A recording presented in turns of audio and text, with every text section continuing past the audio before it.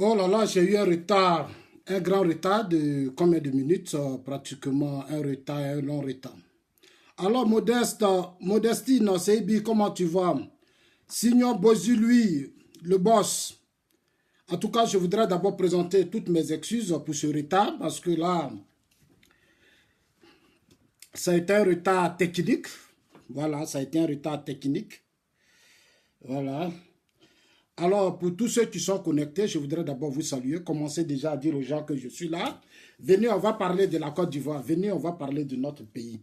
Voilà, venez, on va parler, venez, on va parler de notre pays, la Côte d'Ivoire. Venez, je vous attends, venez en parler. Voilà, on va parler de la probable candidature de l'actuel chef de l'État. Voilà, c'est ça le thème. On va parler de la probable candidature de l'actuel chef de l'État. Oui, le troisième mandat de Ouattara, les menaces et défiances des pro-Soro. On va parler de l'acquittement de Jean-Pierre Bemba par la Cour pénale internationale.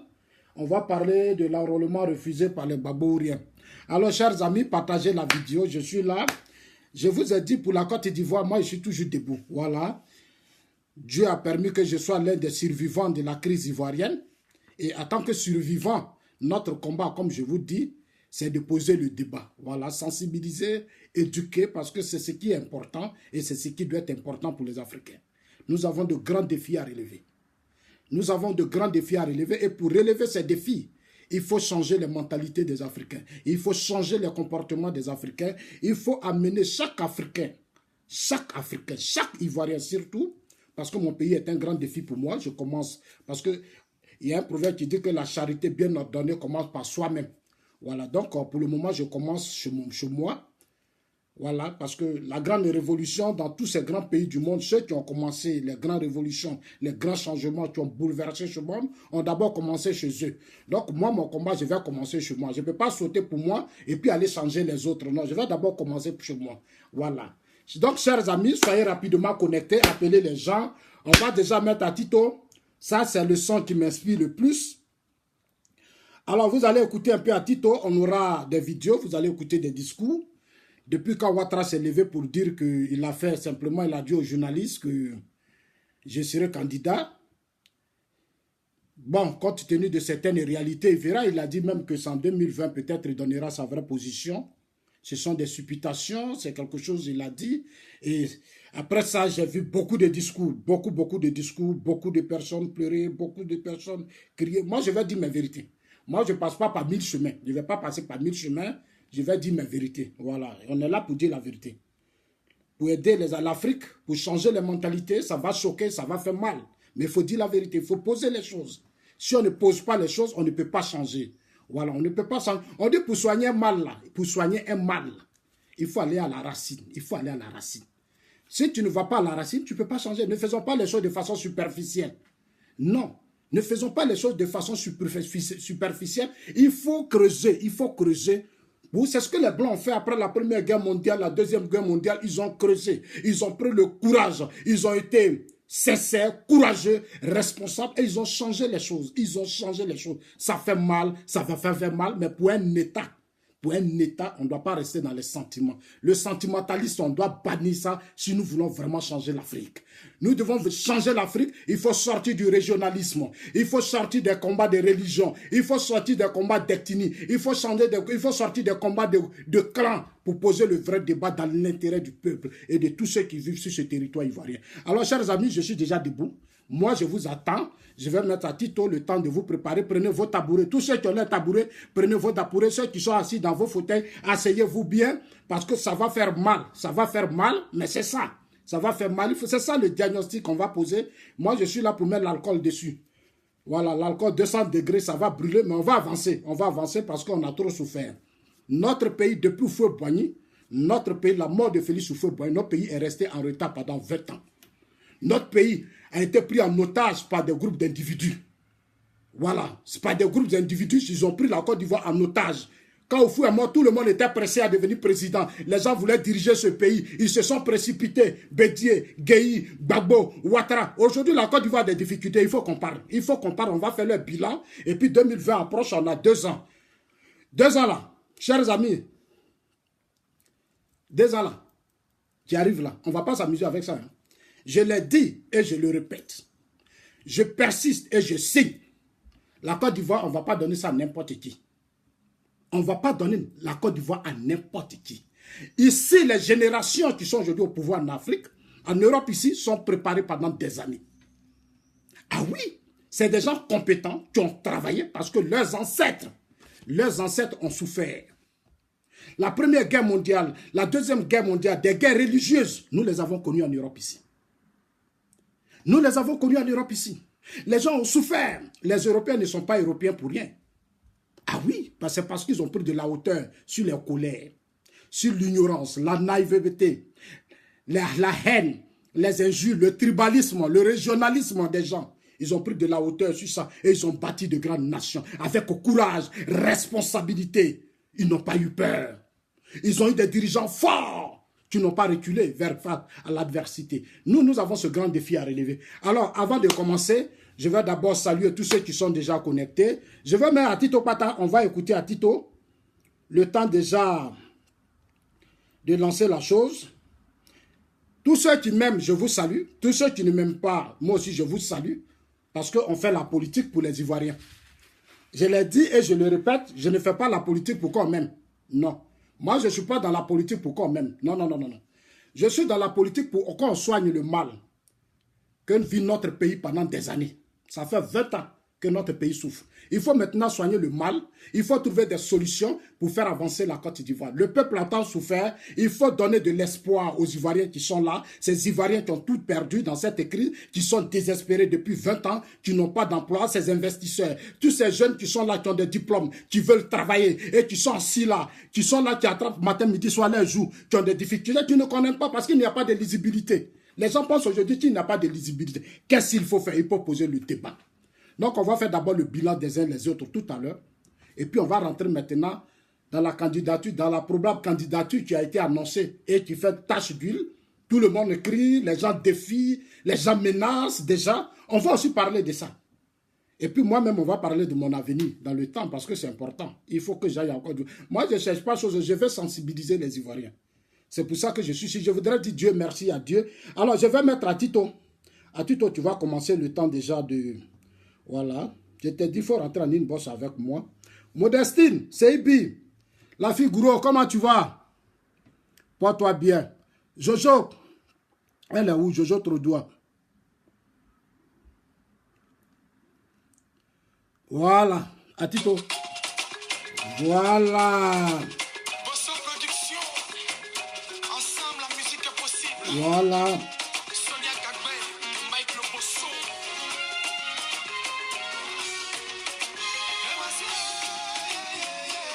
Voilà ça. Oh. Voilà ça. Oh. Merci.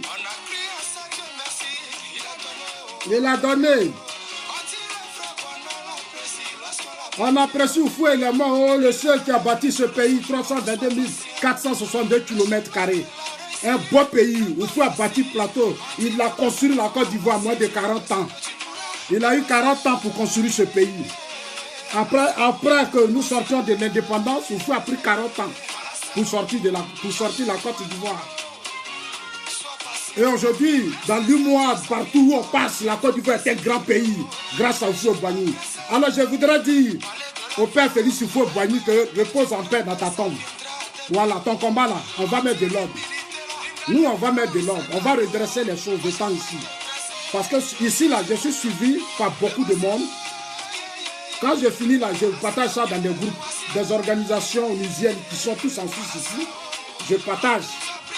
Et c'est déjà bon pour moi parce que là, tout le monde sait ce qui se passe dans mon pays. J'envoie ça partout, dans toutes les grandes organisations de droits de l'homme, de défense et autres, je balance. Ils sont fiers. Et moi, ça me plaît déjà. Je voudrais dire merci au Seigneur parce que tu as fait que je sois vivant, je ne suis pas mort. Les gens pensaient que Zasso allait mourir. Comme ils vivent, ils sont là. Ah, Zasso est traite, Zasso est vendu. Zasso, ils voulaient voir Zasso mourir. Mais vous trompez. Merci à Tito. Merci.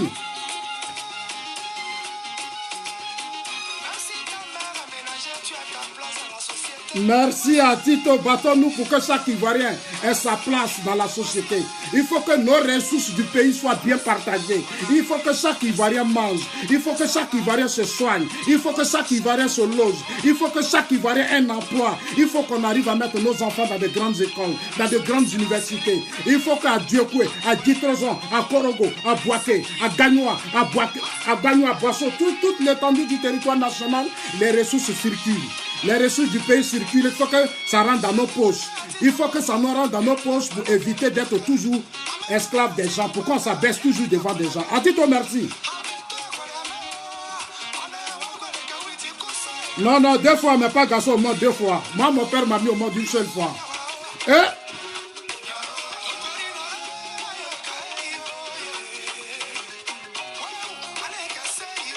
Zegreba NSI.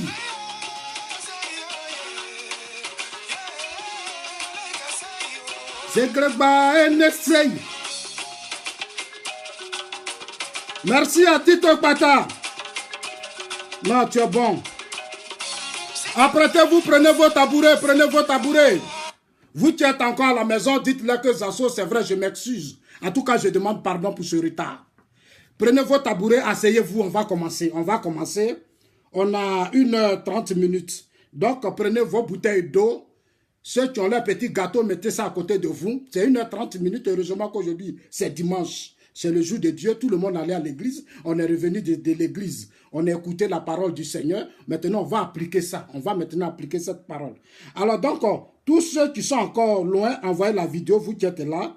Envoyez ça au gars, au pro Babo, au Johnny Patioko, au Soroïs, au pro Ouattara. Partagez seulement, envoyez. N'ayez pas peur, il n'y a rien. S'il y a problème, c'est moi qui assume. Laissez le reste. Voilà. Là, il y a des gens même qui ont peur de partager la vidéo. Je ne sais pas pourquoi vous avez peur. Vous pensez que quand vous allez partager la vidéo, puis il va devenir président. Non, ce n'est pas ça. Vidéo là, vous partagez là. C'est pour permettre aux uns aux autres de comprendre les choses. Parce que notre RTI est pris en otage, c'est bloqué. Ça fait combien d'années, depuis que vous êtes mort, la RTI, là, quand chaque parti politique vient au pouvoir, il s'assoit sur la RTI. Il s'assoit sur la RTI. Il n'y a pas d'émission, il n'y a pas d'espace pour conscientiser les Ivoiriens. La RTI est aujourd'hui otage. Donc, si vous venez écouter Zasso, votre frère, que Dieu a permis d'être là, vivant, que vous connaissez vous-même, vous devez l'encourager en partageant les vidéos. C'est un devoir pour vous tous. Parce qu'il y a beaucoup d'entre vous qui ne comprenez rien de la crise ivoirienne et qui n'ont rien compris. Et qui pendant des années ont été manipulés par certains individus. Ont été manipulés par certains des individus. Moi, je n'aime pas l'escroquerie politique. L'escroquerie morale, je n'aime pas. Dieu nous a créés. Il a créé le ciel et la terre. Il a dit prenez la terre et allez transformer la terre. Donc notre combat, c'est de changer la terre. Il nous a donné des enfants. Il nous a tout donné. Tout ça, on est venu pour changer ça. Chacun doit faire sa part. Quand Dieu nous met au monde, il a créé un temps pour la naissance. Quand tu nais, ça c'est d'abord la première période de ta vie. Le premier temps. Après ça, le deuxième temps, c'est la mort. Donc entre la mort et la vie, Dieu a mis un espace. Cet espace-là, on doit profiter pour nous imposer nous-mêmes. Personne ne viendra changer nos vies. Il n'y a que notre volonté, notre détermination, notre prise de conscience qui va changer les choses pour nos propres enfants. Il a créé Houphouët-Boigny. Houphouët-Boigny a créé les conditions d'un grand pays. Il a laissé des ressources. C'est notre héritage à nous tous. Nombreux ne connaissent pas parce qu'ils sont ignorants. Les ressources nationales, les impôts, les taxes, tous ces gens qui travaillent matin, midi, soir, qui souffrent pour payer les impôts, les taxes, pour que notre pays soit encore solide, je voudrais d'abord vous saluer. Moi, je m'adresse premièrement à vous, parce que c'est vous qui vous battez pour ce pays. Vous vous réveillez très tôt pour aller au travail. Vous vous réveillez très tôt pour créer des emplois, embaucher des gens. Vous vous réveillez très tôt, les gens qui vont au port, les infirmiers, les maçons, les docteurs, tous ces gens qui se mobilisent pour faire de l'économie de notre pays solide. Moi, je voudrais vous saluer. Parce que vous êtes des vrais patriotes. Vous êtes des gens qui aiment la Côte d'Ivoire. Vous vous mettez au-dessus des colères des partis politiques. Vous vous mettez au-dessus de vos ethnies, de vos religions et autres. Et vous vous mettez au service de votre pays. Parce qu'il s'agit de votre pays. Vous, vous êtes des intellectuels. Avec vous, on a besoin de changer beaucoup de choses dans ce pays. Tous ceux qui ont donné toute leur vie pour ce pays, qui ont construit ce pays, moi j'ai besoin de vous. J'ai besoin de vos complicités. Nous sommes condamnés à être complices, chers amis, pour faire de ce pays un grand pays, pour faire donner la vie à nos enfants qui sont là. À cette génération qui a souffert de nos colères, de nos crises politiques, de nos haines, de nos méchancetés, de notre amour du pouvoir, de notre orgueil, de nos enrichissements illicites. Et on a rendu les enfants pauvres en 20 ans de crise. Ces enfants, nous devons les sauver. C'est un défi pour nous tous, pour chacun de vous qui êtes dans vos maisons. Chacun de vous a un défi à relever parce que ce sont les ressources nationales. On doit faire de sorte que nos ressources nationales soient bien partagées. Il faut que dans nos villages, dans nos campements, partout, il faut que nos parents aient le minimum pour se soigner. Il faut que nos parents aient le minimum pour manger. Il faut que nos parents aient le minimum pour se déplacer. Il faut qu'il y ait des routes. Il faut qu'il y ait des routes. Il faut qu'au plan social, des choses changent, des choses se transforment. Nous sommes capables de le faire, chers amis. Dans vos maisons, vous êtes partout. Sachez que nous sommes capables. Seulement, il faut prendre de la hauteur sur l'amour des individus et regarder l'avenir de la Côte d'Ivoire. L'avenir de la Côte d'Ivoire, c'est l'avenir de nos enfants, de nos frères, de nos cousins et tout le monde, de nos mamans, de nos papas, parce qu'ils ont besoin de s'éloigner et passer une retraite tranquille et normale. Ce qui est juste parce que c'est leur pays. Ils ont travaillé, ils ont donné toute leur vie. N'acceptons pas que ce pays soit pris en otage par des groupes d'individus. Non, nous ne devons pas accepter ça. Il faut libérer le pays. Et la meilleure façon de libérer le pays, c'est que chacun prenne de la hauteur sur l'amour de Gbagbo, sur l'amour de Bédié, sur l'amour de Ouattara, sur l'amour de Guy Robert, sur l'amour de Mabry Touakeus. Il faut prendre de la hauteur sur l'amour des leaders de vos régions pour changer les choses. Et tout ça, c'est pas ici, ça va se passer dans nos têtes. Personne d'autre ne viendra changer le monde pour nous, la Côte d'Ivoire pour nous, ne viendra changer les conditions de vie de nos enfants. Tu restes dans ta maison, tu te replies sur toi et tu attends que Dieu vienne changer. Dieu ne viendra pas changer parce qu'il t'a déjà donné tout le pouvoir. Dieu t'a déjà créé et il nous a créé à son image. Il a tout mis en nous. Maintenant, tout est dans nos mains. Chers amis, alors on va lancer le débat, on va avancer. Alors, je vais encore relancer rapidement à Tito Pata pour permettre aux gens de partager la vidéo parce qu'il y a des gens qui dorment, qui ne sont pas encore réveillés. C'est vrai, je comprends. J'ai eu un retard. Il faut aussi pardonner le retard des assauts. Je suis un humain. Hein? Je suis un humain.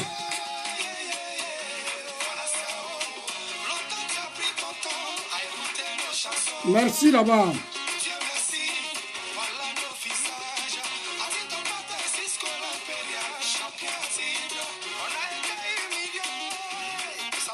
Ça va aller. Que non, ça va aller. Il faut toujours pardonner.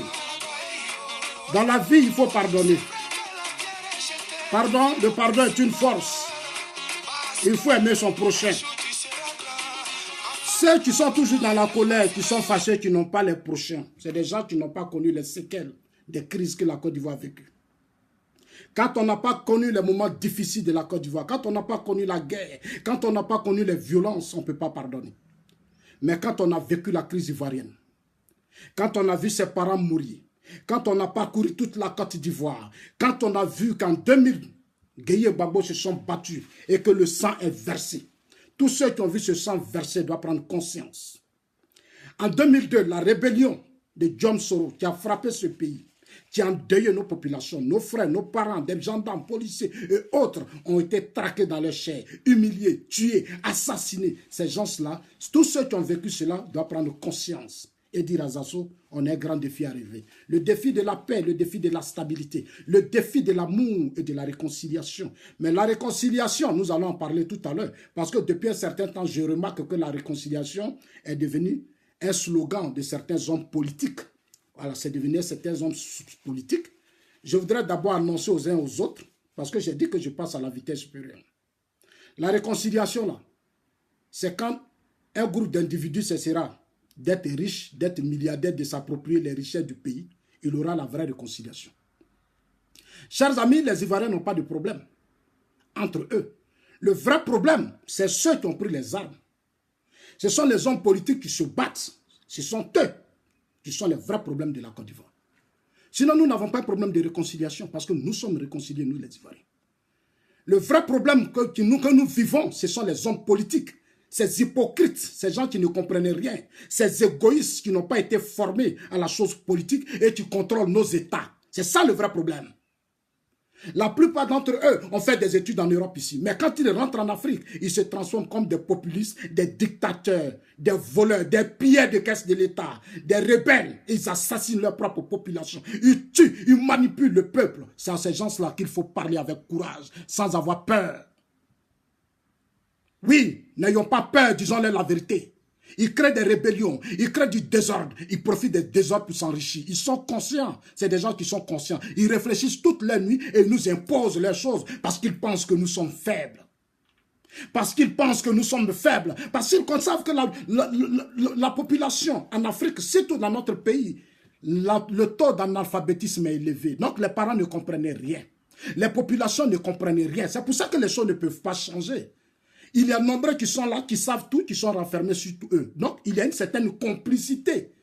Que ce soit des chrétiens, des musulmans, des gens à qui Dieu a donné le Coran, des gens à qui Dieu a donné la Bible. Ils n'arrivent même pas à parler aux hommes politiques. Ils n'arrivent même pas à s'imposer. Alors que dans les églises, ils ont des millions de fidèles. Dans les mosquées, ils ont des millions de fidèles. Mais les populations continuent de souffrir. Le mal, c'est là le vrai mal. On nous a éduqué des religions qui nous étouffent dans nos misères, dans nos pauvretés, qui ne nous libèrent pas, qui ne défendent pas des peuples. Ici, j'ai vu des choses. Même les hommes de Dieu ont leur parti politique. Des religions ont des partis politiques. Des religions ont des organisations de défense des droits de l'homme. Ils ont tout parce qu'ils veulent protéger aussi le peuple de Dieu. Oui, ils veulent aussi protéger le peuple de Dieu. Dans mon pays, les hommes de Dieu sont complices des hommes politiques. Les organisations de défense des droits de l'homme n'existent pas. N'existent pas du tout. Mais comment on va faire de ce pays un grand pays? Si vous n'existez pas pour défendre des gens, comme les églises sont riches, des pasteurs sont devenus des multimilliardaires, et les peuples, la population est dans la misère. Je voudrais ce soir saluer Paul Kagame qui vient de mettre de l'ordre dans son pays. Je voudrais saluer Paul Kagame qui vient de mettre de l'ordre dans son pays. Il a fermé de nombreuses églises. Oui, il a fermé de nombreuses églises et je suis d'accord avec ça. Oui, on ne peut pas construire un pays si on n'a pas de courage, si on n'est pas rigoureux, si on n'est pas ferme, si on n'est pas exemplaire. Il faut remplir les conditions pour diriger un pays. Il faut avoir une très très bonne image. Il faut avoir un bon passé. Il faut avoir de très très bonnes relations au plan international et dans la sous-région. Parce que les investisseurs, tout ce dont on a besoin, ont besoin des hommes propres. Les gens ils prennent beaucoup d'argent. Ici en Europe, les gens souffrent pour avoir leur argent. Les gens se réveillent matin et ils prennent cet argent et vont investir en Afrique. Et en Afrique, les gens pillent cet argent. Ils volent cet argent. Des individus volent cet argent, ils s'enrichissent. Et la population continue d'être pauvre. Ici, le réveil du peuple, de la population, a fait changer les hommes politiques ici.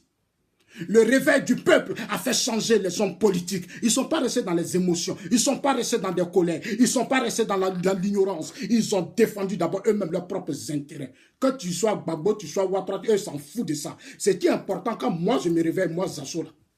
Quand je me réveille le matin, il faut que je paye mes factures quand on m'envoie ça à la fin du mois. Il faut que j'arrive à mettre mes enfants à l'école. Il faut que j'arrive à avoir un emploi. Il faut que j'arrive à loger ma famille. Il faut que j'arrive à faire ceci. C'est ça la priorité dans la politique, dans un combat politique. Ce n'est pas l'amour des individus. En Afrique, on a mis nos parents, on les a pris en otage. Ils aiment plus les individus. Ils ne pensent même pas à eux-mêmes. Ils aiment quand les gens sont au pouvoir. Ils s'enrichissent. Ils votent des gens, ils viennent au pouvoir, ils deviennent riches. Et puis lui, les pauvres, il est là, il est d'accord avec ça. C'est quand le jour son frère perd le pouvoir qu'il commence à crier. Oui. Moi, je suis en Europe ici, je regarde des choses en Afrique. On dit qu'il n'y a pas l'eau, il n'y a pas l'électricité. Le chômage, des secteurs sensibles, des enfants, on fait ceci, on fait cela. Les gens font du n'importe quoi, les gens ils sont assis à la maison, c'est normal, parce que c'est leur président qui est au pouvoir, c'est son frère. Comme c'est son frère qui est au pouvoir, lui n'a rien à dire. Tout est bon, tout est normal, parce que c'est son frère qui est au pouvoir. Lui, c'est son frère. Ça veut dire que lui-même, là, il ne pense même pas à sa vie. Il ne sait même pas que ce que le frère dirige là, c'est pour lui-même. C'est aussi sa part de richesse que ce monsieur est en train de gérer. Ils ne savent pas, ils sont assis là. Et à la dernière minute, ils sont toujours surpris. Ils sont toujours surpris, les Africains. Et ça, ça me fait très mal. Chers amis, nous allons revenir. Nous allons revenir sur... On va revenir. Mais partagez la vidéo, chers amis. Envoyez la vidéo aux Camerounais. Je salue mon frère Johnny Pacheco. Il avait dit qu'il allait faire un direct avec moi. J'ai accepté aux yeux du monde entier. Il a crié sur YouTube, il a fait des vidéos. J'ai fait direct avec toi. J'ai fait direct avec toi. Depuis là, j'ai dit, je suis prêt. Il a disparu. Dites-lui d'arrêter d'insulter ma maman Nine Boss parce que ce n'est pas important. Ce qui est important, c'est le débat. Il m'a dit, il veut faire un débat, je suis prêt, mais je ne le vois plus. Si vous trouvez Johnny Pacheco, dites que Zasso dit. Il est là, je suis là. Et je mets quiconque au défi. Dans leur camp, il n'y a pas quelqu'un qui a fait débat avec moi. Ils n'ont qu'à sauter. Mais je suis trop serein. Même les soroïstes, ils m'ont essayé. J'ai frappé dedans. Ils ont fermé leur porte. On dit non, on ne veut plus parler à Zasso. Les soroïstes ont essayé. L'Océanie Konaté, l'Océanie Bigafori. On dit Zasso, non, nous on va faire débat avec toi à cause des soroïstes. J'ai dit, je suis prêt. Ils ont créé un espace. Puis j'ai dit, j'ai frappé fort. Quand j'ai frappé fort, on les a appelés. On dit ne parlez plus à Zasso. Donc aujourd'hui, mes propres frères ne me parlent pas. Je suis devenu leur ennemi. Ils ne me parlent plus, mes propres frères. Voilà. J'ai pris encore l'autre. Comment il s'appelle? Aïlé. Aïlé, 2 fois, j'ai frappé dedans. J'ai mis dedans. Aïlé a disparu. Il y a Johnny Pacheco qui crie. Dites-lui que Zasso dit il est là et tata. Il a eu plus d'expérience. Et je voudrais dire merci. Pour une fois, la télévision ivoirienne qui a accepté que je passe à cette télévision. Merci à tous ceux qui l'ont fait. Après 10 ans d'otage. Parce que le FPI avait pris la télévision ivoirienne en otage pendant 10 ans. Aujourd'hui, c'est le camp Ouattara.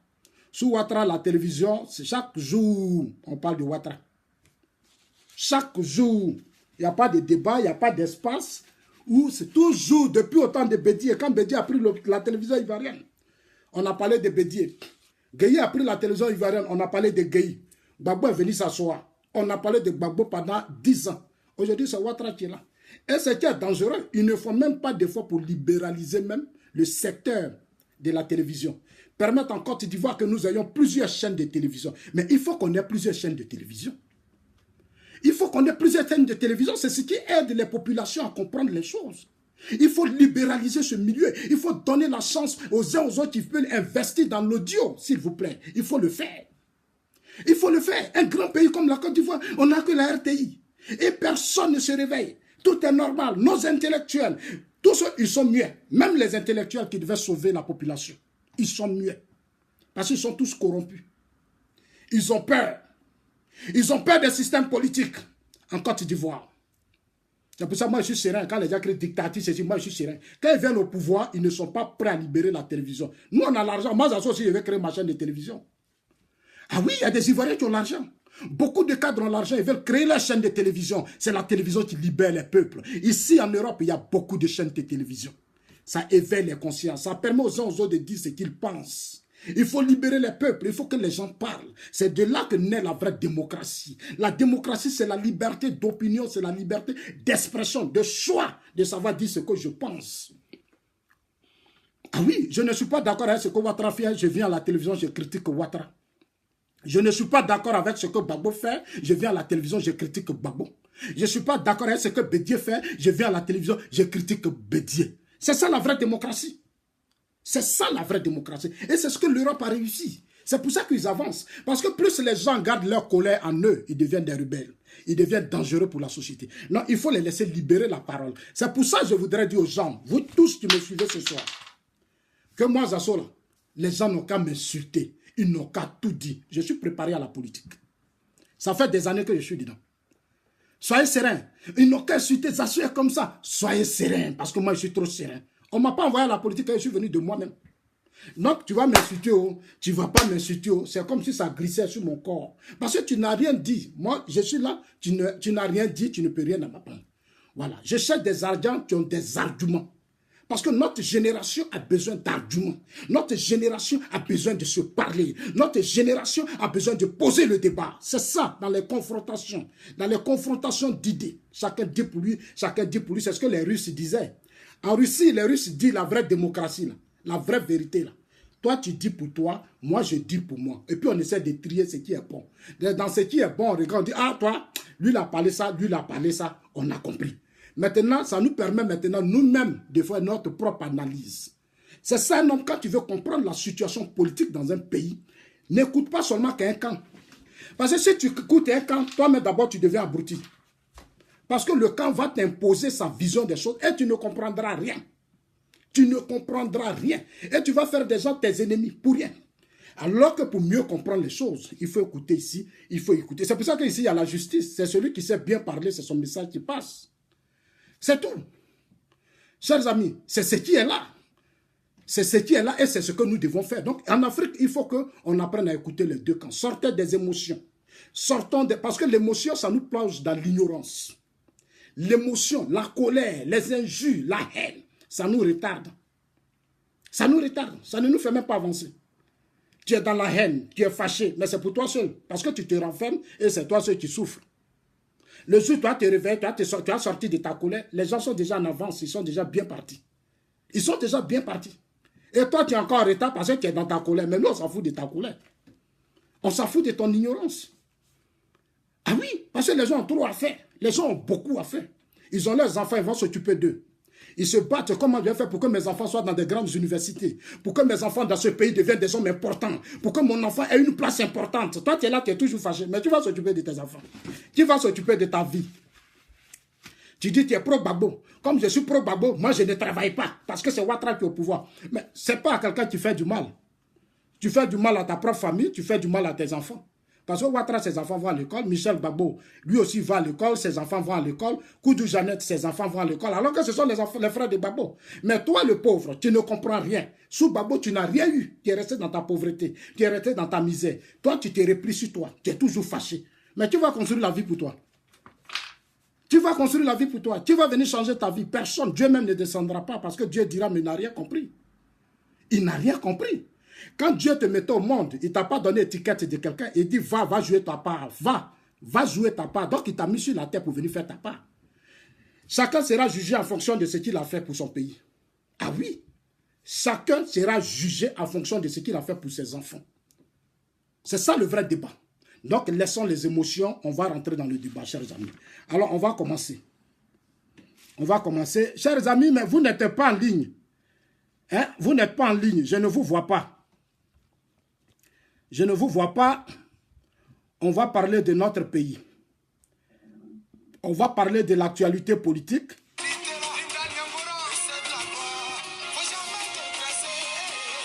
Merci à Tito. Voici Zasso.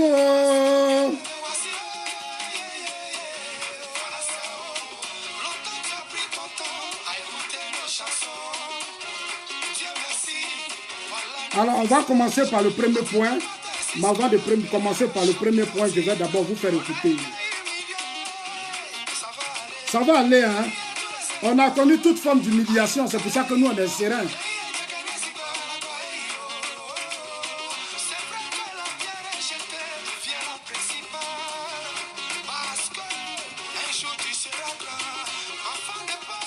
N'est pas synonyme. Ah oui.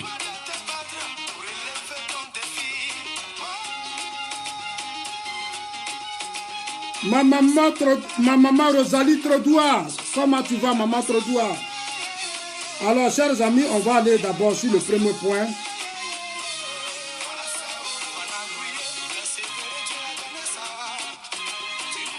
Merci.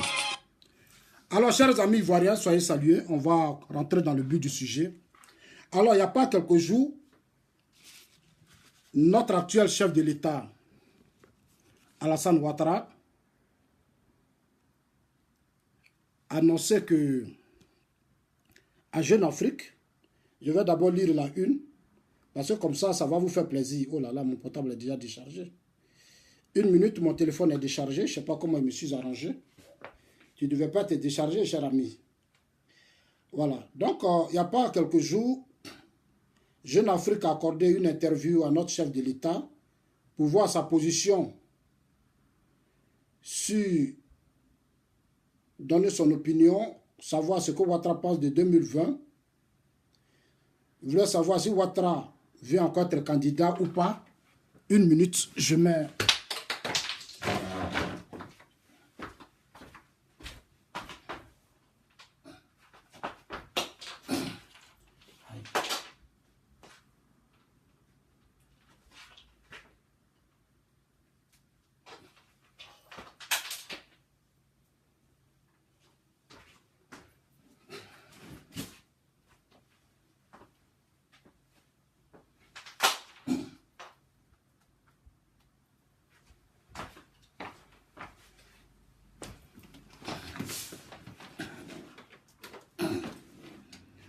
Alors, Jeune Afrique a posé la question à notre actuel chef de l'État, Alassane Ouattara, et qui a répondu à la une de Jeune Afrique, que vous voyez même devant vous ici. Il a dit, je prendrai ma décision en 2020. Avant ça, je vais vous faire écouter une vidéo, parce qu'il n'y a pas quelques années où Ouattara lui-même avait dit qu'en 2020 et en 2015, il ne serait pas candidat. Il ne serait pas candidat,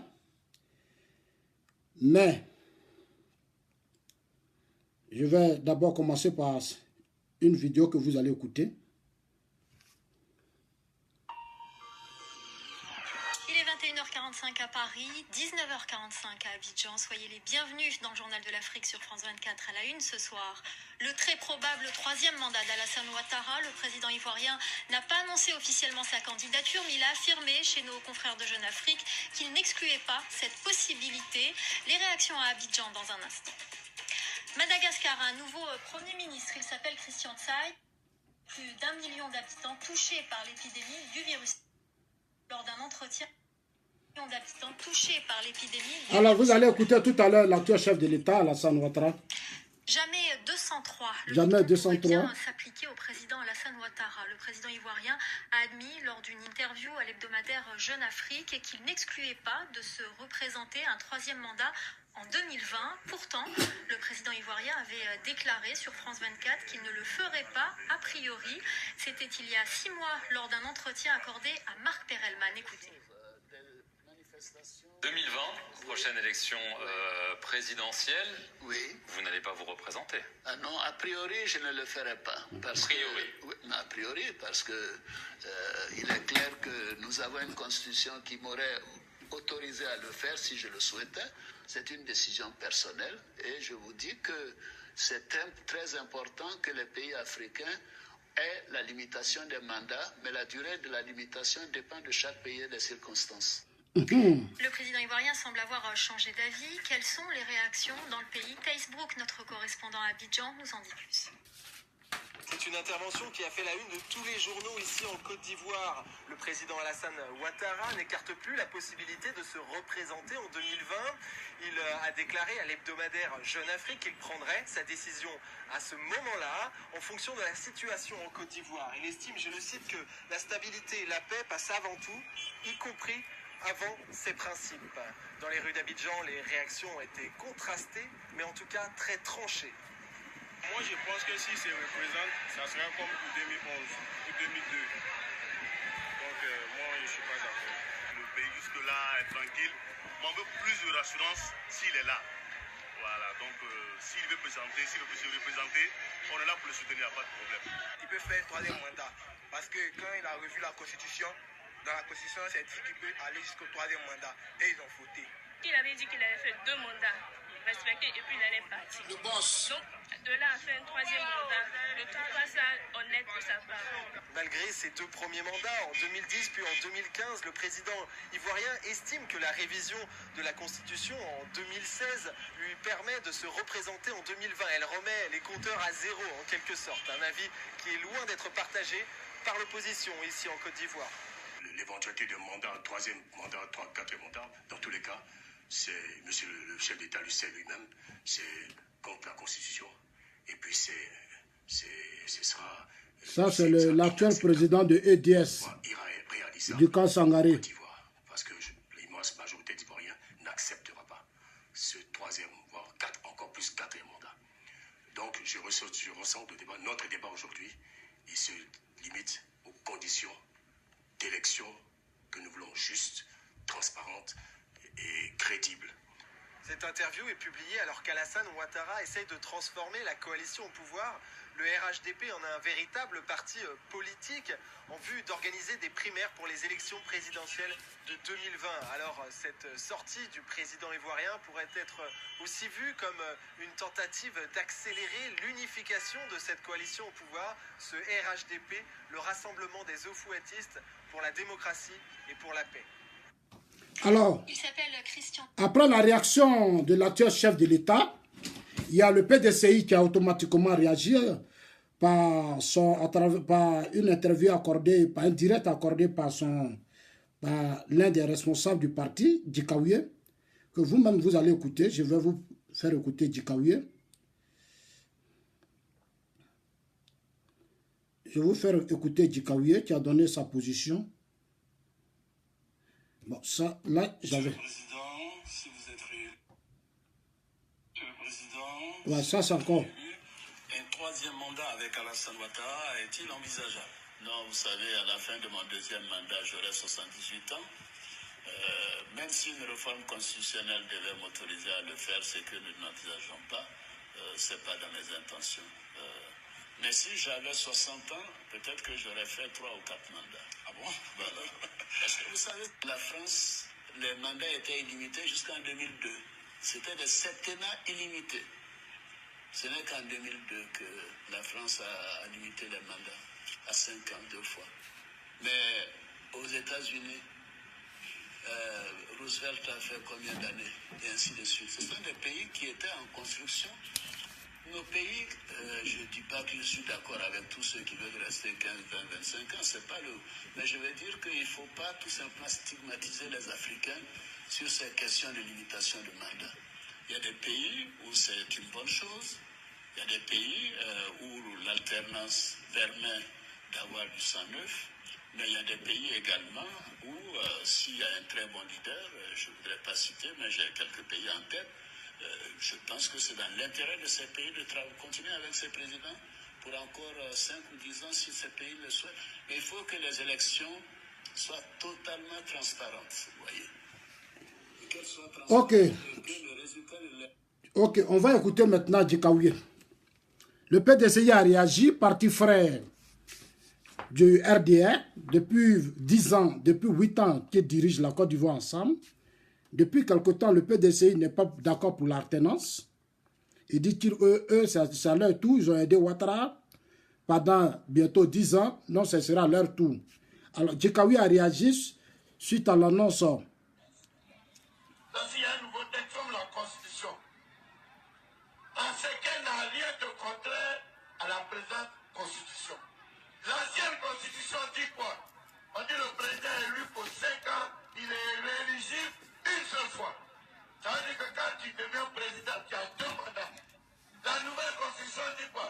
Que le président est élu pour 5 ans, il est rééligible une seule fois. Ça veut dire que quand tu es président, tu as 2 mandats. Et comme 2 mandats anciens, c'est pas contraire à 2 mandats actuellement, c'est 2 mandats. Si on avait dit à la nouvelle Constitution, on peut faire 3 mandats, voilà, il allait être candidat. Mais on dit, s'il y a une loi, la Constitution ne change pas ça, c'est pas contraire, c'est ce qui était avant là qui s'applique. Écrit dans la Constitution. Donc restez tranquille, Ouattara ne sera pas candidat pour 3e mandat. Nous on a écrit ça déjà. Alors, je vous fais encore écouter Djikaouye. Je vous fais encore écouter Djikaouye parce que c'est important. De nouveaux textes. Donc s'il y a un nouveau texte comme la Constitution, en ce qu'elle n'a rien de contraire à la présente Constitution. L'ancienne Constitution dit quoi? On dit le président est élu pour 5 ans, il est rééligible une seule fois. Ça veut dire que quand tu deviens président, tu as 2 mandats. La nouvelle Constitution dit quoi?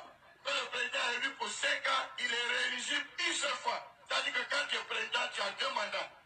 Et comme 2 mandats anciens, c'est pas contraire à 2 mandats actuellement, c'est 2 mandats. Si on avait dit à la nouvelle Constitution, on peut faire 3 mandats, voilà, il allait être candidat. Mais on dit, s'il y a une loi, la Constitution ne change pas ça, c'est pas contraire, c'est ce qui était avant là qui s'applique. Écrit dans la Constitution. Donc restez tranquille, Ouattara ne sera pas candidat pour 3e mandat. Nous on a écrit ça déjà. Alors si on a enlevé ça, vous ne pouvez pas demander. Et puis c'est écrit dans la Constitution que le 16 décembre 2020, on va avoir passation de charge, nouveau président. Donc moi ce que je demande aux autres, ils n'ont qu'à commencer à s'apprêter. Chacun n'a qu'à choisir son vice-président et puis ils vont travailler. Et puis ils vont être élus. Est-ce qu'il y a palabre dans ça? Il n'y a pas de palabre dans ça. Alors, chers amis, je pense que vous avez écouté l'actuel chef de l'État. Vous avez... Ouais, non, non, c'est bon, tu as c'est bon, tu as fini de parler. C'est bon, vous deux, vous avez fini de parler. Voilà, moi aussi, je vais parler aussi. C'est bon. Alors, on va maintenant écouter. Ça, c'est le premier point. Moi, je vous ai dit que je ne passe pas par 1000 chemins. Parce que si on est hypocrite, on ne peut pas changer des choses en Côte d'Ivoire. La seule façon de changer ce pays, c'est qu'on se dise certaines vérités. Alors, chers amis, après on parlera de l'acquittement de Jean-Pierre Bemba. On va parler de l'acquittement de Jean-Pierre Bemba, qui vient d'être acquitté par la Cour pénale internationale. Voilà. Alors, chers amis, j'ai écouté les deux camps. Vous allez tout à l'heure écouter aussi Diom Soro, qui depuis quelques jours est en tournée dans le pays, qui parle aujourd'hui de réconciliation nationale. Vous allez aussi l'écouter, et puis moi aussi je vais parler aussi à Diom Soro, parce que c'est important, c'est important. Chers amis, depuis le premier jour, les gens ont lancé la campagne de la nouvelle constitution. Lorsqu'ils ont déjà élaboré cette nouvelle constitution, j'ai dit aux Ivoiriens,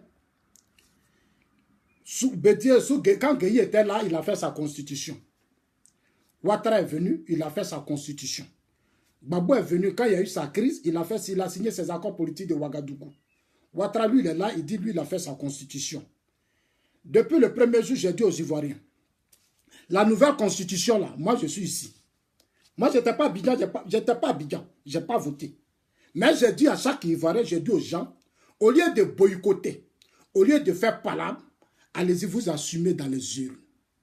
Parce que des hommes modernes, des intellectuels, quand on pose un débat qui engage votre futur, prenez vos responsabilités sans émotion ni passion pour aller mener les débats dans les urnes.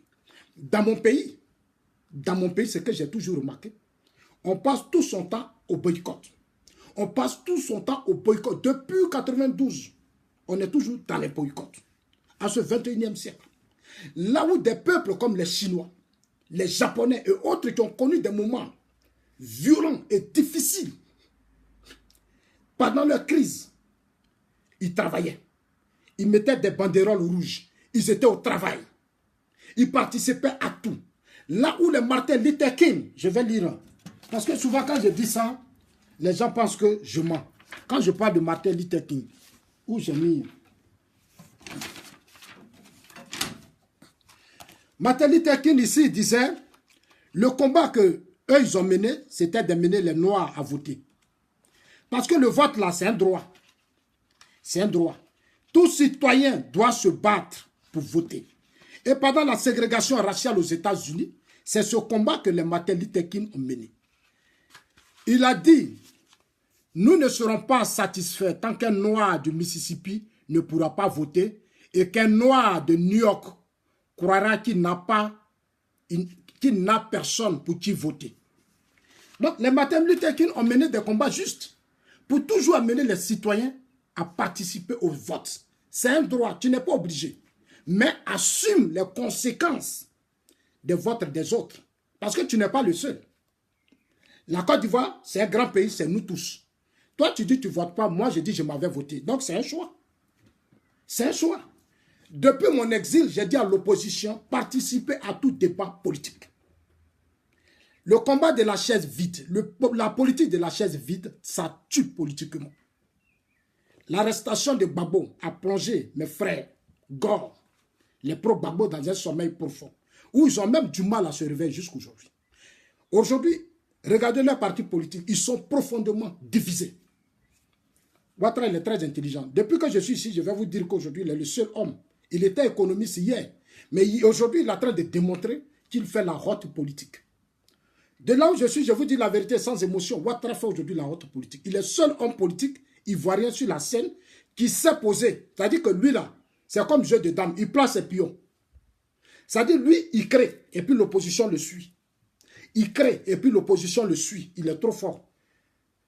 8 ans de pouvoir, Ouattara ces derniers temps en train de démontrer qu'il est trop fort. Que sur la scène politique, il n'y a pas politicien.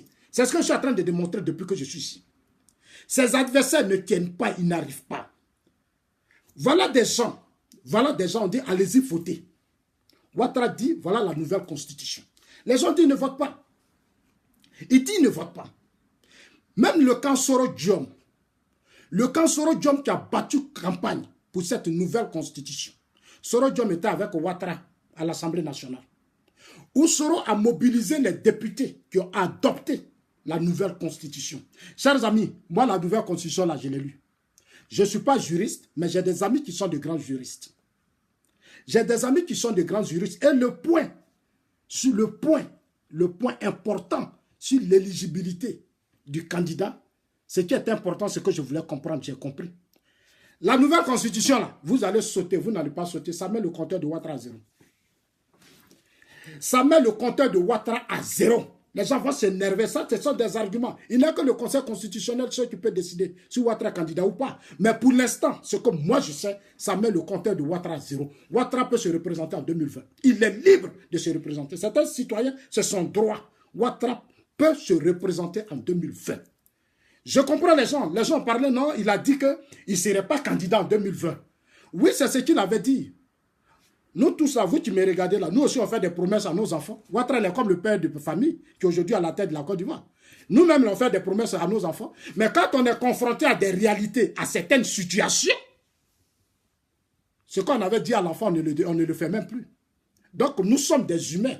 Quand tu analyses un fait, il faut d'abord penser à toi-même. Ce n'est pas toutes les promesses qu'on réalise à la dernière minute, non. Tu peux promettre ça à quelqu'un et puis demain, tu peux être face à certaines réalités. Mais je vais expliquer les choses et puis vous allez me comprendre tout à l'heure. Chers amis, vous allez me comprendre. Chers amis, j'ai attendu Afoussiatou Bamba qui dit la nouvelle constitution n'arrange pas Ouattara. Vous savez, c'est cette hypocrisie que je n'aime pas chez nos hommes politiques ivoiriens. La nouvelle constitution, le camp Soro-Diom savait que ça arrangeait Ouattara. Ils savaient. Et tous ils savaient. Mais comme ils avaient toujours espoir qu'à la dernière minute, Ouattara peut accepter Soro. Et reconduire Soro. Malheureusement, le congrès du RDA a tout changé, a tout bouleversé. C'est le camp Soro qui a battu la campagne. Moi, j'ai vu Soro faire des tournées pour la nouvelle constitution. Si Afoussiatou m'écoute là, dites-lui que Zazo dit. Vos petits jeux là, nous on est fatigués de ça. Nous, on ne va plus continuer à ça. Parce qu'il y a des moments, vous êtes des jeunes filles, vous êtes d'une nouvelle génération. Quand on vous propose une nouvelle constitution et que vous savez qu'il y a un danger, vous refusez. Assumez-vous. Vous êtes des députés pour défendre le peuple. Vous êtes des élus du peuple pour défendre le peuple. Ah non! Vous êtes des élus du peuple pour défendre le peuple. Quand on met des lois devant vous, on a mis une nouvelle constitution devant vous. Les constitutionnalistes sont écrits et ils sont allés vous proposer cela. Ouattara, il est entouré de vrais constitutionnalistes. Il est entouré des grands avocats. C'est lui le chef de l'État. La loi a été adoptée. C'est lui qui l'a signée. Il sait tout avant de mettre ça devant vous. Moi, j'appelais les uns les autres ici. J'ai dit, est-ce que vous avez bien lu cette constitution? On dit, non, j'ai dit, non, cette constitution-là, ça arrange Ouattara en 2020. Moi, je l'avais déjà dit. Ouattara peut se représenter. On dit, non, il a déjà dit qu'il ne sera pas candidat. J'ai dit, hé, s'il vous plaît. S'il vous plaît. Ici, là. Moi, mon avocat, ici, quand je suis arrivé ici, il est l'un des avocats de Jean-Pierre Bemba. C'est pour ça que tout à l'heure, j'ai parlé de Jean-Pierre Bemba. Il fait partie du collectif des avocats de Jean-Pierre Bemba. Tous les conseils qu'il me donnait ici, là, j'ai tenté de donner ça au pro Babo par rapport à Babo. Par rapport même à Blaise Goudé Charles. Mais je n'ai pas été écouté. Mon avocat, il était là, il fait partie. Chaque fois, il est à la CPI. Il fait partie du conseil des avocats de Jean-Pierre Bemba. Il m'expliquait le fonctionnement de la CPI. Les réalités actuelles du monde, il m'a tout expliqué. Dans mes vidéos, j'ai tenté d'interpeller les uns les autres, je n'étais même pas écouté. On m'insulte, c'est un traître, c'est un vendu. C'est-à-dire, ils ne veulent pas ouvrir les yeux pour comprendre parce que pour eux, j'ai trahi leurs parents, j'ai pris l'argent de leurs parents, j'ai pris leur richesse, je suis venu chez eux, ils m'ont donné des crédits, je n'ai pas remboursé, non, j'ai trahi. Et ils sont restés dans cette ignorance. Vous avez dirigé la Côte d'Ivoire pendant 10 ans. Vous avez pris des décrets, vous avez tout fait. Et c'est moi qui suis votre traite. Moi, ça me fait rire. Mais je trouve que c'est le degré d'analphabétisme. Quand le degré d'analphabétisme est élevé, on n'a pas de débat. Quand les gens sont ignorants, on ne peut pas ouvrir le débat avec eux parce qu'ils ne comprennent rien. Ils ne regardent même pas devant. Moi, je vous parle. J'ai fait le Ghana. J'ai été reçu par des intellectuels, même le feu président Tamis. Je suis venu ici. Je suis dans un pays, j'ai fait l'Europe. J'ai fait tous les pays de l'Europe. Je suis allé en Italie avec Abernathy. Je suis allé en Suède, je suis allé au Danemark, je suis allé en France, je suis allé en Allemagne. Je suis revenu, je suis en Suisse. Mais j'ai fait le tour. Et j'ai passé mon temps à lire un peu, comprendre les constitutions de ces pays. Comment ces gens fonctionnent au plan économique et autres. Non, moi je ne suis pas ici pour jouer avec vous. Moi je suis là pour vous dire des vérités. Ce que je gagne, c'est l'avenir de mon pays. Ce que je gagne, c'est la stabilité dans mon pays. Sinon, moi je peux rester ici 20 ans, il m'en fout. Est-ce que moi je suis obligé de faire vidéo? Je ne suis même pas obligé de faire vidéo. Je ne suis pas obligé. Il y a des gens qui sont venus ici 40 ans, 50 ans et vivent en Europe ici. 50 ans des gens vivent en Europe ici, ils sont ici. Moi, je suis ici. Est-ce que moi, j'ai besoin de faire vidéo, m'asseoir devant vous, faire des barres avec vous? Moi, ça ne m'intéresse pas. Moi, je peux m'asseoir ici tranquille, je bois mes champagnes, je bois mes vins, je suis là, je suis tranquille. Il n'y a quel problème? J'ai quel problème? Mais si je prends ma connexion, je me mets devant vous, c'est parce que je suis conscient que quand je venais ici, j'ai laissé des gens derrière. Je suis conscient que je suis sorti d'un pays qui a connu une crise et des gens ont été tués. Il y a eu des innocents, les orphelins, les réfugiés, tout le monde est là. Non, pour ces gens, je sais que les Ivoiriens sont là. Non, ils attendent beaucoup de nous. Moi, je ne suis pas aventurier comme les autres qui sont venus ici, qui sont là définitivement. Moi, ce n'est pas ça mon combat. Mon fils, ma famille, d'accord. Mais moi, je suis appelé à retourner dans mon pays. Ah oui, je suis appelé à participer à la construction de mon pays. Parce que c'est quelque chose que j'ai commencé, c'est quelque chose que j'aime. Je ne vais pas reculer et je vais m'investir pour mon pays, chers amis. Il faut que vous m'écoutez très bien. C'est pour ça, depuis que je suis en exil, depuis Ghana jusqu'ici, je ne fais qu'interpeller les gens. Moi, je peux rentrer à Abidjan, je peux aller voir le président Ouattara, il va me donner l'argent, et puis je fais sa campagne, je suis avec eux, et puis il n'y a rien. On va me faire quoi? Je suis un homme, j'ai une vie, j'ai une famille, je sais me construire. Beaucoup l'ont fait. Sangaré a 125 millions quand il est sorti de la prison. Quand Sangaré était en prison, Sangaré n'a jamais fait la prison, il était à la prison. Michel Gbagbo, il a signé papier pour sortir de la prison. Et tous, ils ont signé des business sous Hollande. Hollande les a convaincus. Ils sont allés avec le pouvoir, ils ont signé des deals. Aujourd'hui, ils sont là, ils reçoivent leur argent et vivent. Pendant que d'autres souffrent. Et ils ferment même les portes à d'autres personnes. Donc, moi, je suis serein. Et tout ce que vous faites dans le noir, là, le seul Dieu vous voit, chers amis. Je ne suis pas dans un combat pour que je sois aimé, pour qu'on m'aime. Ce n'est pas important. Ce qui est important, on a décidé de faire la politique à un certain moment donné. Ces Ivoiriens-là, on les a laissés dans la crise. On a fui. Dans la guerre, on a fui, on a abandonné les Ivoiriens. Le fait d'abandonner les Ivoiriens dans la main des rebelles de Guillaume Soro, c'est une trahison. C'est ça la vraie trahison parce que nous avons prêté serment. Nous avons prêté serment pour défendre le peuple. On n'a pas su défendre le peuple en 10 ans. Et on a imposé la rébellion à un peuple. Des Ivoiriens ont été tués, massacrés. Diokwe, Dutrezon, Petit Diokwe, Korogo, Bouaké. Bouaké même là, on a détruit Bouaké. Aujourd'hui, regardez Bouaké. Regardez Bouaké, la ville des Baoulés. La ville des Baoulés, la belle ville, la deuxième grande belle ville qu'Houphouët-Boigny avait construite, c'est détruit. Allez-y à Mans, une belle ville, on a détruit Mans. Tout ça, c'est la reconstruction. Moi, en ça, je ne vais pas reculer. Chers amis, je ne vais même pas reculer face aux supputations auprès des gens. Ça ne m'intéresse pas. C'est un choix que j'ai fait et je vais l'assumer jusqu'au bout, chers amis. Faites-moi confiance. Ne pleurez pas, ne criez pas. Je ne vais pas vous abandonner. Je ne vais pas vous abandonner. Moi, je n'ai jamais trahi quelqu'un. L'histoire a voulu que Zasso soit avec Ouattara. L'histoire a voulu que Zasso soit avec Babou. Aujourd'hui, je suis bien nanti parce que dans les agorés parlement, j'ouvrais les débats depuis autant de Guy Robert. Depuis autant de Bédier, de Guy Robert, j'ouvrais le débat. Donc, je n'ai pas reculé. Donc, Dieu m'a donné la chance d'être entre les deux ennemis. Non, c'est ça ma force. Le sage, comme je l'ai dit la fois dernière dans une vidéo, le sage là, ce qu'on appelle sage là, ce n'est pas celui qui vit dans un village pendant 30 ans. Ou ce n'est pas ceux qui ont construit le FPI. Non, nous sommes les pères fondateurs pendant 40 ans. Ce n'est pas ça qu'on appelle le sage. Le sage, c'est celui qui a fait le tour de plusieurs villages. Tu connais les coutumes, les réalités, les traditions des autres villages. C'est lui le sage. Parce que lui, il est sorti. Il a vu ce qui se passe ailleurs. Non, c'est ça qui fait aujourd'hui ma soeur. Et Dieu est tellement fort, il dit, je t'amène jusqu'au Ghana.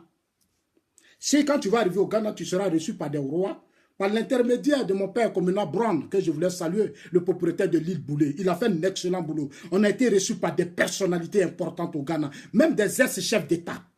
Des ex-chefs d'État, Rollins, Koufo, on a été reçus par des hommes importants. Je voudrais dire merci à mon papa Komena Brown, qui m'a fait confiance et qui m'a permis d'écouter l'histoire du Ghana, la révolution de Rollins.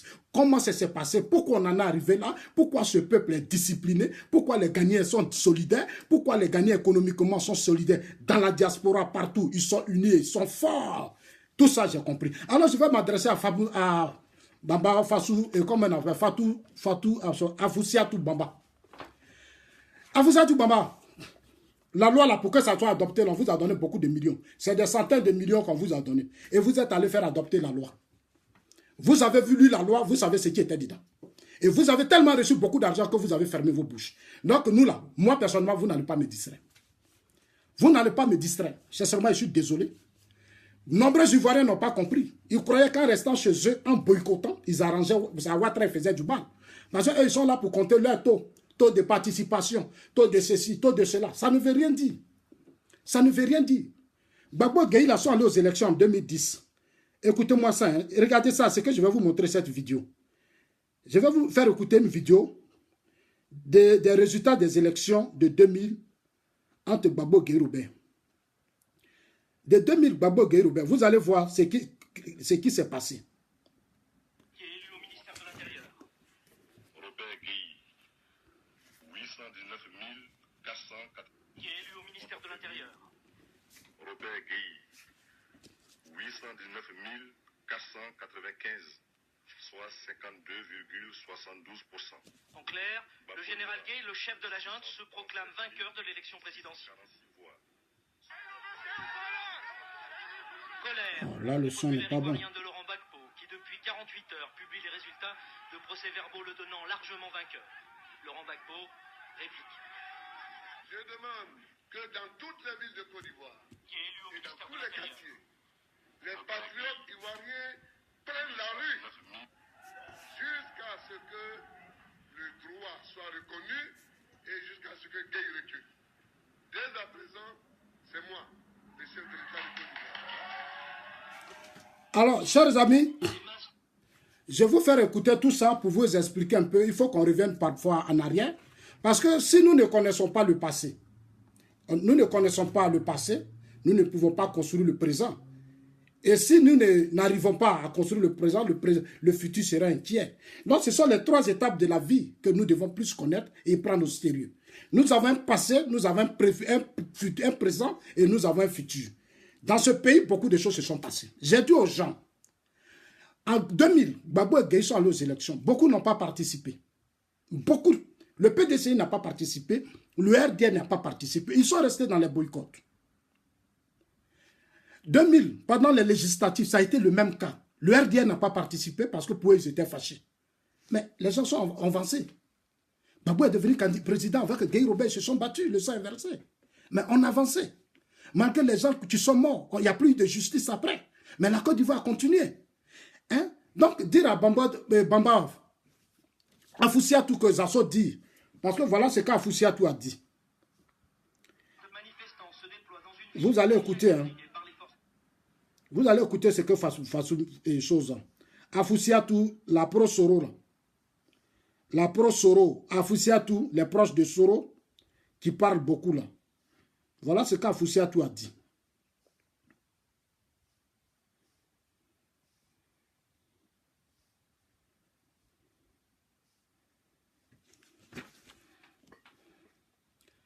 Chers amis, on est là, hein?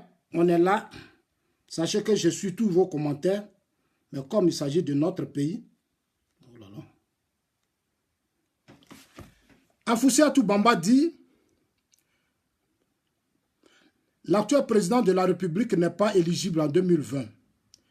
Ne peut prétendre à un 3e mandat et ne peut donc être candidat. Ça, c'est ce que Afoussiatou a dit. Dites à Afoussiatou que vous avez reçu beaucoup d'argent. C'est vous qui avez fait la campagne de 2020, de la nouvelle constitution. Et cette nouvelle constitution, allez lui dire que Zasso dit. Cette nouvelle constitution, moi-même, j'ai montré ça aux gens ici. Parce que c'était ça mon point. J'ai montré ça aux gens ici, ils m'ont dit, ça ouvre. Ouattara, là, le compteur de Ouattara, ça met ça à 0. Et ça, c'est une erreur de nos hommes, et comme on appelle ça, des hommes politiques, des Guillaume Soro et des opposants ivoiriens. Vous avez fait une grosse bêtise. Vous avez fait une grosse bêtise. Vous êtes des intellectuels. Ouraga Obou prend la loi pour aller vous proposer ça. Il dit, voilà la nouvelle constitution. Des partis politiques ont refusé même de parler à Ouraga Obou. Il fait la nouvelle constitution, alors que au temps de Gueye Robert, et tous ils ont accepté la nouvelle constitution de Gueye. Quand Gueye a envoyé la copie, tout ce qui était écrit, ce sont les mêmes Ouraga Obou qui l'ont écrit. Tout ce qui était écrit dedans n'arrangeait pas d'autres. Mais d'autres l'ont lu. Ils ont boycotté, il n'y a pas de problème. Mais ils ont assumé les élections de 2020. 2012. Vous, on vous soumet un document. On dit voilà, lisez le document et puis essayez d'apporter des corrections. Ils sont restés là. Ils ont passé leur temps à boycotter. Aujourd'hui, le camp Soro qui pleure là, dites au camp Soro que vos pleurs là, nous on ne va pas se laisser distraire par ça. Parce que vous-même là, vous êtes complice de cette nouvelle constitution. Soro sait et son camp sait que cette nouvelle constitution a arrangé Ouattara. Ils savent. Ils savent. Il faut que vous ayez le courage et arrêtez de distraire les gens.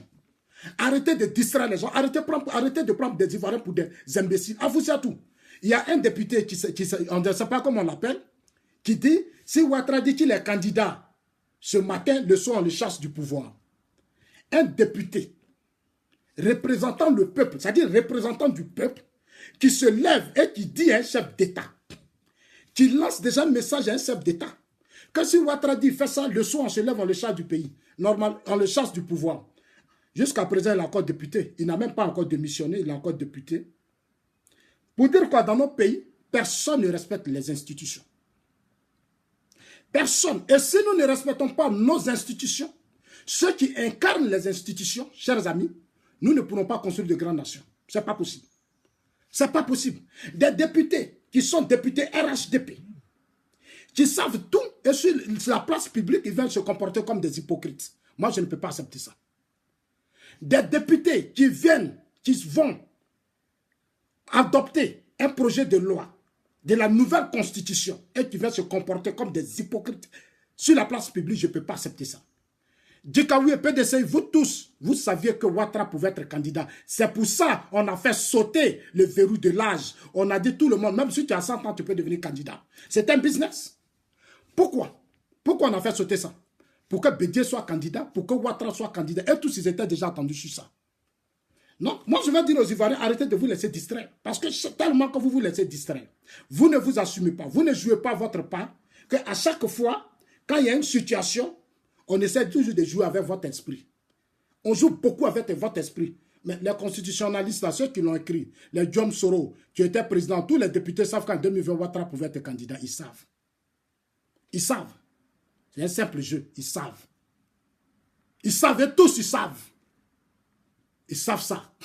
Donc ce faux débat de Dikawi là, c'est des faux débats. Dikawi sait que Ouattara allait être candidat parce que Bédié aussi allait être candidat en 2020. Bédié allait être aussi candidat en 2020. Maintenant, Bédié est coincé face à la réalité. Aujourd'hui, là, pourquoi Bédié même il était prêt à être candidat? Bédié voulait être candidat. C'est maintenant il est en train de se replier. Parce qu'il sait certaines réalités qui sont en face de lui. Voilà le vrai débat. Donc, faut pas, ne vous laissez pas distraire, chers amis. Ne vous laissez pas distraire. Maintenant, je vais revenir. Ne vous laissez pas distraire par les menaces des pro-Soro. Moi, je ne peux pas accepter ces menaces. Je ne peux pas. Parce que ceux qui ont battu campagne ici, ils ne peuvent pas nous distraire avec leurs menaces. On va revenir sur le cas Diom Soro. Parce que tant que la Côte d'Ivoire n'aura pas réglé la question de la réconciliation, on se fatigue. Ce sera de revanche en revanche. Parce que le pouvoir là, ça finit toujours. Ou bien, ça peut durer 5 ans, 10 ans, 15 ans, 20 ans, mais ça finit. Le jour où ça finit là, si l'autre vient, et puis il dit, bon, sortons les anciens dossiers, on va regarder. Bon, on va faire comment? Non, il faut à un moment donné arrêter le cycle. Quand on est au pouvoir, on a l'impression qu'on est tellement fort, on est tellement puissant, on peut dire, non, non, pardon. Pouvoir là, ça blague un temps, c'est tout. Donc le pouvoir là, c'est éphémère. Donc, il ne faut pas qu'on s'attache à ça. Le plus important là, c'est qu'on s'entende en nous. Qu'on règle les problèmes. Chers amis, pourquoi Ouattara a lancé sa communication? Moi, je ne suis pas encore... Il a parlé, il dit en 2020, il donnera sa position. Il donnera sa vraie position. Mais moi, je vais vous dire mes vérités. Pourquoi Ouattara a lancé cette communication? Je vous ai dit qu'il fait la politique. Aujourd'hui, là, depuis quelques années, le régime de Ouattara est confronté à beaucoup de difficultés. Je vais vous dire certaines vérités ce soir, que vous allez attendre. Aujourd'hui, au plan économique, Ouattara a fait un excellent boulot. Au plan économique, là, Ouattara a fait un excellent boulot ces dernières années. Ces dernières années, il a fait un excellent boulot. Depuis qu'Oufou est mort, Jusqu'à aujourd'hui, il n'y a que la seule personne. Depuis Oufou est mort, c'est-à-dire Oufou est mort, Bédié, Gueye, Babo, il n'y a que Ouattara qui s'est réveillé et qui a commencé à faire rentrer des investisseurs en Côte d'Ivoire. Des bailleurs de fonds, des entrepreneurs. Beaucoup d'hommes sont venus investir en Côte d'Ivoire. Aujourd'hui, Ouattara est le seul qui fait, les gens qui plaignent, non, il fait des routes, on ne mange pas. Mais les routes, là, c'est des moyens de développement. Depuis qu'Oufou et moi, on n'a pas eu de route. On n'a rien eu. On n'a pas eu de changement, on n'a rien eu. Non, au plan de la construction, au plan des infrastructures, Ouattara a fait un excellent boulot. Il a fait un excellent boulot. Seulement, en réalité, il y a beaucoup de difficultés encore. Mais, on peut dire même à un certain pourcentage, Ouattara a fait un excellent travail. En tout cas, faire venir ce monde entier, organiser un sommet en Côte d'Ivoire, faire venir des chefs d'État en Côte d'Ivoire et des chefs d'État des pays européens en Côte d'Ivoire, c'est déjà un excellent boulot. Dans la vie, on ne fait pas tout rejeter. Quand c'est bon, il faut dire c'est bon. Quand c'est bon, il faut dire c'est bon. Au-delà de notre amour de qui que ce soit, moi, je m'en fous de ça. Moi, je vis en Europe. Je suis là, je vois ce qui se passe en Europe et je raisonne en fonction de ce qui se passe en Europe. Je ne peux pas raisonner parce que j'aime telle personne, j'aime ça, ne m'intéresse pas. Ce qui m'intéresse, je suis en Europe, je vois de mes propres yeux, je ne peux pas me comporter comme un broussard. C'est ça qui est le vrai débat. Ouattara fait un excellent boulot actuellement au plan infrastructure, bailleurs de fonds, investisseurs. Les gens sont venus en Côte d'Ivoire nombreux. Il a réussi à repositionner la Côte d'Ivoire. Ça, c'est quelque chose d'excellent. Très, très excellent. Donc, ça, c'est une première réalité qui est là. Je vais dire, dites à Afousatou Bamba que Ouattara, là, depuis quelques jours, depuis quelques années, il a fait rentrer beaucoup d'hommes en Côte d'Ivoire. Beaucoup de bailleurs de fonds, les gens ont pris beaucoup d'argent, ils sont venus verser ça dans les banques en Côte d'Ivoire. Les gens ont construit des hôtels de luxe, les gens ont construit des restaurants de luxe, les gens ont construit des ponts, des routes. Mais c'est beaucoup d'argent qui sont rentrés. C'est beaucoup d'argent qui sont rentrés. Donc au début, Ouattara a dit, je ne serai pas candidat. Moi, c'est mon opinion. Ce sont mes analyses à moi. Hein. Il a dit au début, je ne serai pas candidat. Mais vous-même regardez sous vos yeux. Ce qui se passe, les mutineries de Bouaké. Les mutineries de Bouaké. Les mutineries de Bouaké ont fragilisé Ouattara. Les mutineries de Bouaké ont fragilisé Ouattara. Les tentatives de coup d'État. Les mutineries à Abidjan, à un certain moment donné, ont fragilisé Ouattara.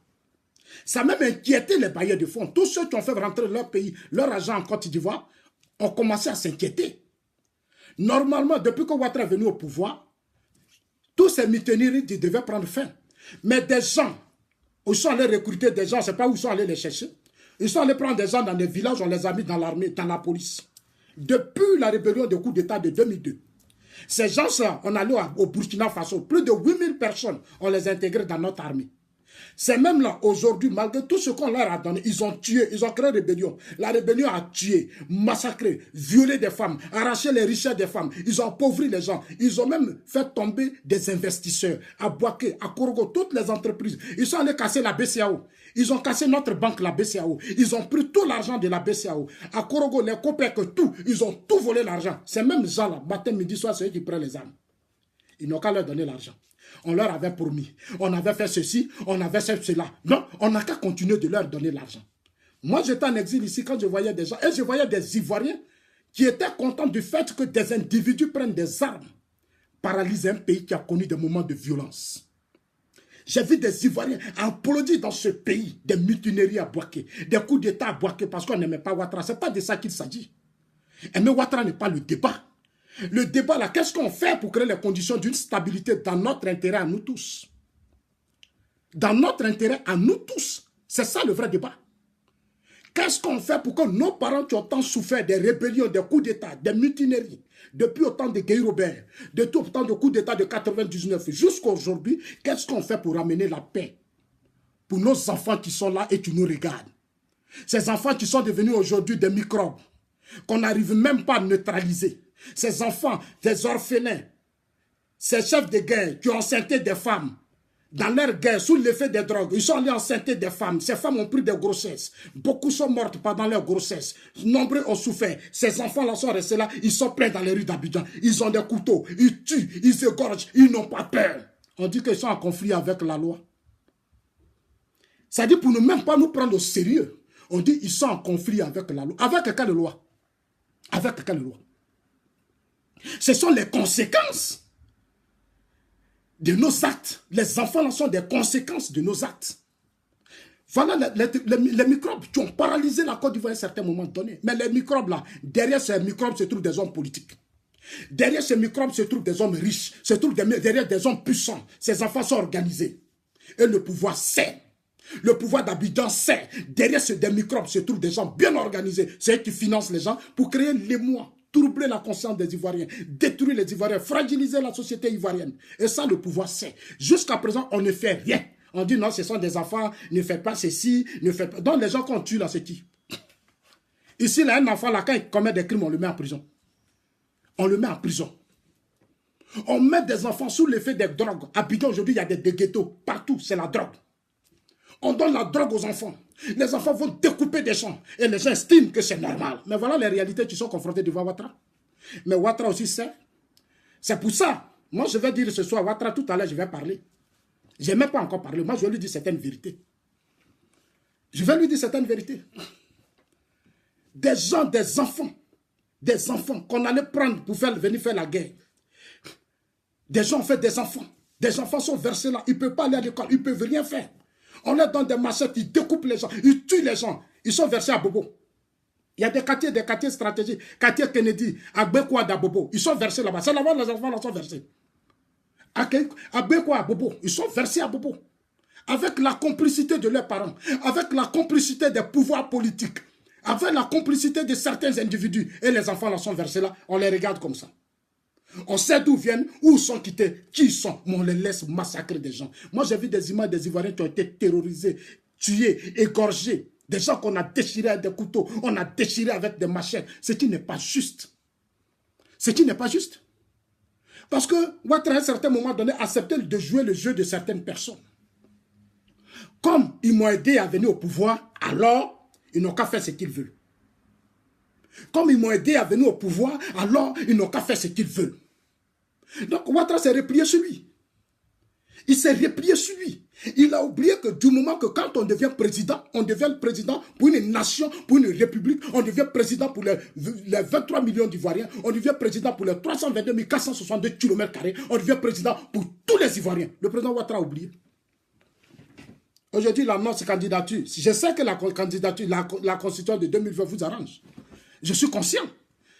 Mais pourquoi vous voulez être candidat? Vous voulez être candidat parce que voilà aujourd'hui que des réalités sont en face de vous. Vous avez laissé des choses faire, monsieur le chef de l'État.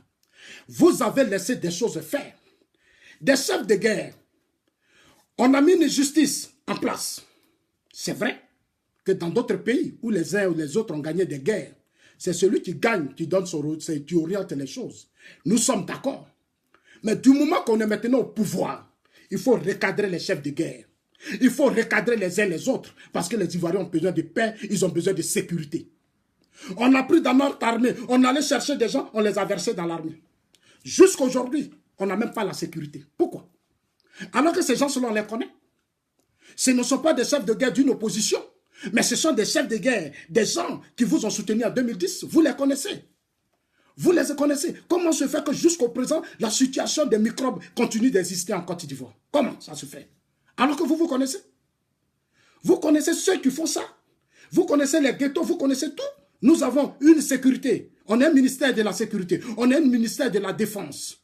On a des services de renseignement. Et les microbes continuent de tuer les Ivoiriens. Pourquoi? À quoi ça répond? À quoi ça répond? Donc aujourd'hui, le président est confronté à ces réalités. Ça, c'est une autre réalité qui est là. Parce qu'il a laissé trop faire. On l'a laissé trop faire. Du moment où tu connais l'histoire,